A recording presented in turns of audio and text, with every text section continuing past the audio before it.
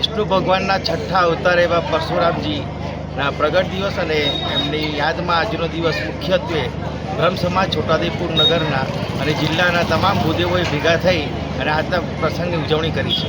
આજનો પ્રસંગ કે સનાતન ધર્મની સંસ્કૃતિ અંદર અન્યાયની સામે ન્યાય મેળવવાનો હતો, અધર્મની સામે ધર્મની લડાઈની જીત હતી.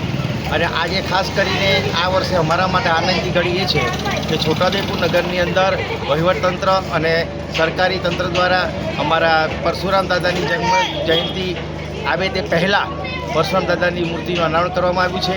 આજે નગરના તમામ ભૂદેવો આ યાત્રાની અંદર જોડાયા છે અને બ્રહ્મ સમાજ હંમેશા સૌનું ભલું ઈચ્છતો હોય છે. ત્યારે આજના આ યાત્રા દરમિયાન અમે નગરની સુખાકારી માટે સૌ બ્રહ્મ સમાજ પરશુરામ દાદાને પ્રાર્થના કરીએ છીએ કે નગરમાં સુખ, શાંતિ અને પ્રગતિ વધે. 16-17થી અમે છોટાઉદેપુર જિલ્લામાં સમસ્ત બ્રહ્મ સમાજ તરફથી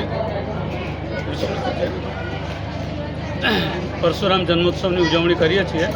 કોરોનાના 2 વર્ષ બંધ રાખેલી, તે પછી નિયમિત ચાલુ છે. નગરપાલિકા પાસે અમારી માગણી હતી કે પોસ્ટ ઓફિસ આગળની જગ્યામાં પરશુરામની પ્રતિમા મૂકી આપે. એ માગણી અમારી મંજૂર કરી અને અઠવાડિયા પહેલાં જ પ્રતિમાની સ્થાપના કરીને અનાવરણ વિધિ કરી કાલે રાત્રે એની આજુબાજુ બોક્સ બનાવડાવ્યું અને આજે જન્મોત્સવ ઉજવીએ છીએ.